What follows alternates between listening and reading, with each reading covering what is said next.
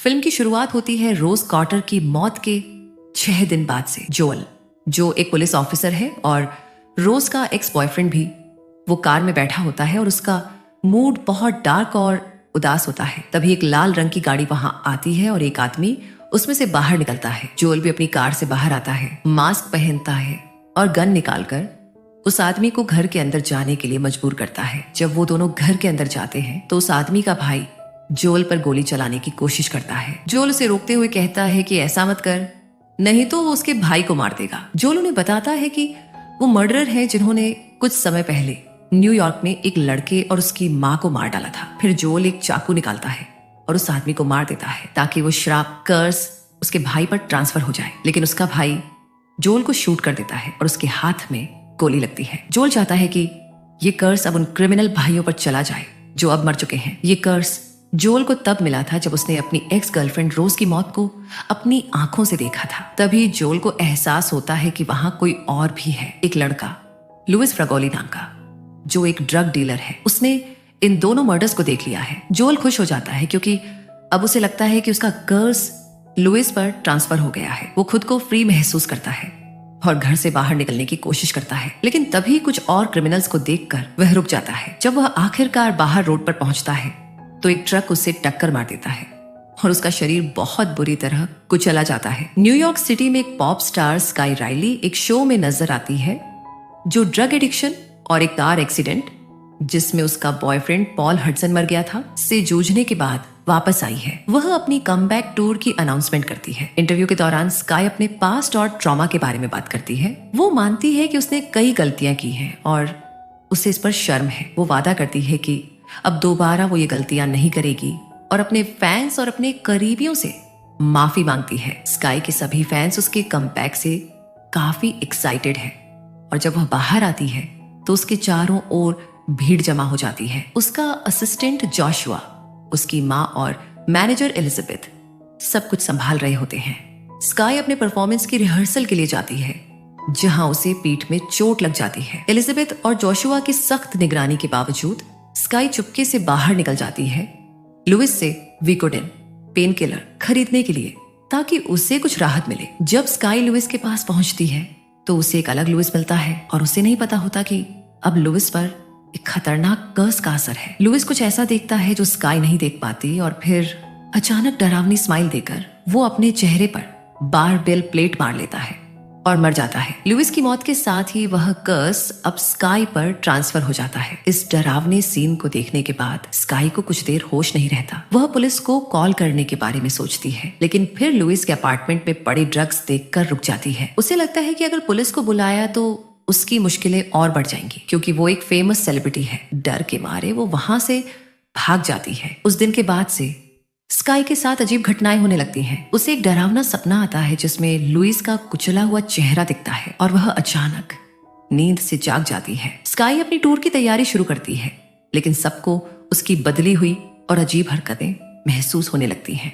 उसकी माँ उससे उसके दोस्त जेमा के बारे में पूछती है, लेकिन स्काई कहती है कि अब जेमा उससे बात नहीं करना चाहती। उसकी माँ उसे समझाती है कि ऐसे लॉयल दोस्त को खोना नहीं चाहिए। वो स्काई को उसकी सेहत का भी ख्याल रखने को कहती है, लेकिन स्काई सबसे चिढ़ जाती है और एलिजाबेथ को चुप रहने को बोलती है। एक म्यूजिक एग्जीक्यूटिव डारियस स्काई से मिलता है और उसे एक फंडरेजर शो के लिए इनवाइट करता है। स्काई थोड़ी हिचकिचाती है लेकिन मना नहीं कर पाती। इसी बीच उसे एक अननोन नंबर से एक मैसेज आता है जिसमें लिखा होता है कि किसी को पता है कि वो लुइस के अपार्टमेंट में उसकी मौत के वक्त मौजूद थी। अब स्काई को फिर से हेलुसिनेशंस होने लगती हैं। उसे लुइस अपने कुचले हुए चेहरे के साथ दिखता है और वो डर के मारे जोर जोर से रोने लगती है। लुइस उसके चेहरे को जबरदस्ती स्माइल में बदलने की कोशिश करता है, लेकिन तभी स्काई को एहसास होता है कि ये सब बस उसका वहम है। उसी वक्त उसकी चीखें सुनकर उसकी माँ एलिजाबेथ और असिस्टेंट जोशुआ कमरे में आ जाते हैं। स्काई उन्हें बताती है कि वह उस ड्रेस में स्टेज पर नहीं जा सकती क्योंकि उसमें उसके एक्सीडेंट के निशान स्कार्स दिखते हैं। एलिजाबेथ और जोशुआ उसे समझाने की कोशिश करते हैं, लेकिन स्काई साफ मना कर देती है। इसके बाद वो अपनी ड्रेस चेंज करके बाहर आती है, अपने फैंस से मिलती है, उन्हें ऑटोग्राफ देती है और उनके साथ सेल्फीज भी खिंचवाती है। तभी एक फैन उससे बदतमीजी करने लगता है जब वह उसके साथ सेल्फी के लिए खड़ी होती है। स्काई उसे डांट देती है और धक्का देकर पीछे कर देती है। वह आदमी स्काई को प्रपोज करने लगता है और कहता है कि वो उससे प्यार करता है। जब सिक्योरिटी उसे वहां से हटाती है तो स्काई डर जाती है और उसकी माँ उसे शांत करने की कोशिश करती है। फंडरेजर इवेंट में स्काई एक लड़की को नोटिस करती है जो लगातार उसे देख रही होती है और उसके चेहरे पर एक अजीब सी स्माइल होती है। दरअसल स्काई को फिर से हेलुसिनेशन हो रहा होता है। ये उसी स्माइलिंग एंटिटी का असर है जो उस पर लानत की तरह चिपकी हुई है। घर पहुंचने के बाद स्काई उस अनजान नंबर से आए मैसेज को फिर से पढ़ती है और सोच में पड़ जाती है कि वो कौन हो सकता है जिसे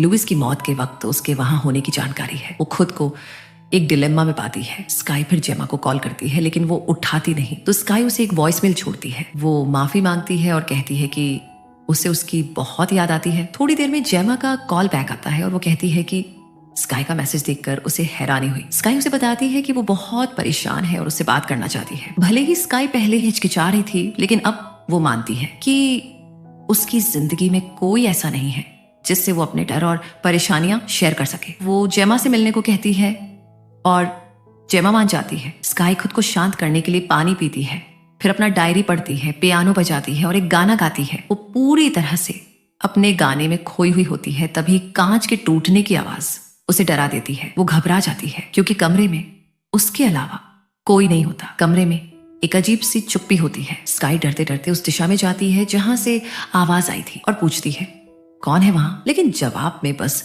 उसकी अपनी आवाज की गूंज सुनाई देती है। वो गहरी सांस लेकर खुद को शांत करती है और सोचती है शायद कोई बात नहीं है। फिर वह दरवाजे की ओर जाती है और चेक करती है कि दरवाजा लॉक है या नहीं।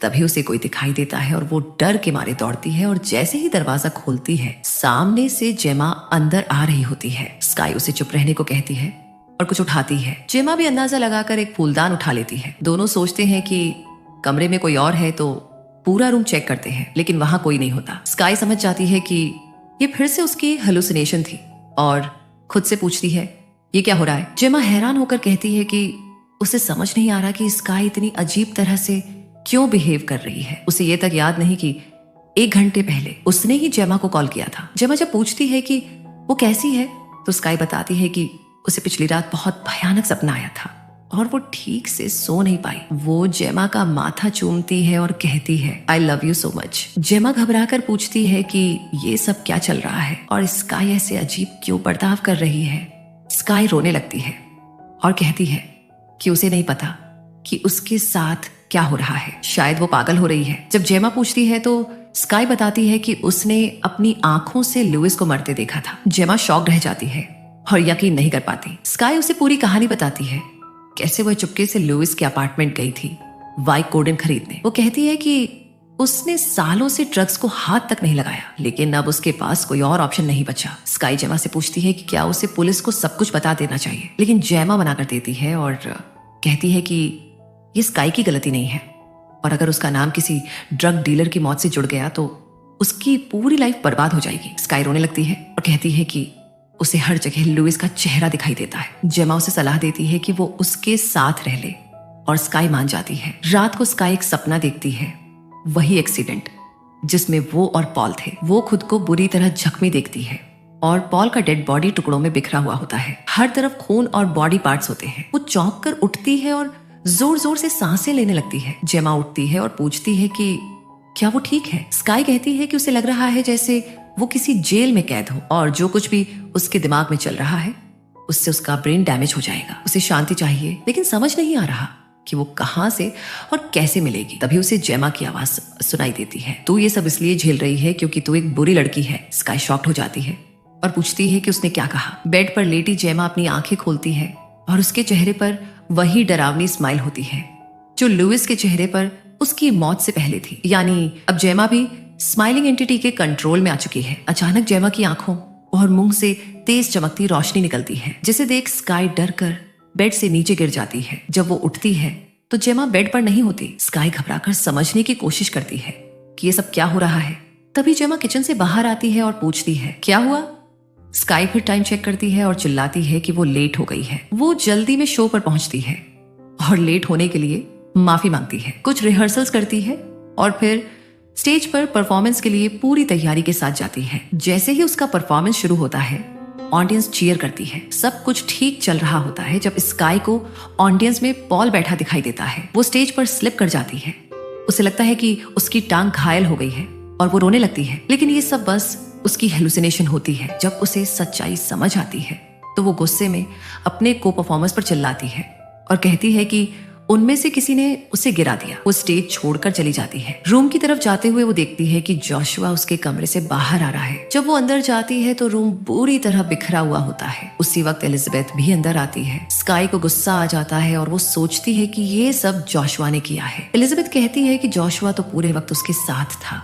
वो पूछती है कि क्या स्काई ने दोबारा ड्रग्स लेना शुरू कर दिया है, लेकिन स्काई मना करती है और कहती है कि सब कुछ गड़बड़ हो रहा है और वो समझ नहीं पा रही कि कैसे संभाले। एलिजाबेथ उसे कुछ दिन रेस्ट करने का सुझाव देती है और कहती है कि टूर ओपन करने से पहले थोड़ी देर ब्रेक ले ले। वो स्काई से कहती है कि फिर से स्टेज पर जाना चाहिए, लेकिन स्काई अब लोगों का सामना नहीं करना चाहती। उसी वक्त स्काई को उस अनजान नंबर से फिर एक मैसेज आता है, मैं तुम्हें बहुत अच्छे से जानता हूँ। स्काई को फिर स्टेज पर जाना पड़ता है, लेकिन इस बार वो स्क्रिप्ट से हटकर बातें करने लगती है। वो पॉल का नाम स्पेशल मेंशन में लेती है और उसे ऑडियंस में बैठा हुआ देखती है। वो रोने लगती है और अजीब व्यवहार करने लगती है। उसे पॉल स्टेज की तरफ आते हुए दिखता है। उसके चेहरे पर वही डरावनी मुस्कान होती है। स्काई घबरा जाती है और स्टेज पर उसके साथ मौजूद एक बूढ़ी महिला को धक्का मार देती है, जिससे वो घायल हो जाती है। तभी फिर से उसे एक मैसेज आता है, तू खतरे में है, हमें मिलना होगा। स्काई पूछती है, तू है कौन? जवाब आता है, तू जो देख रही है वो इमेजिनेशन नहीं है,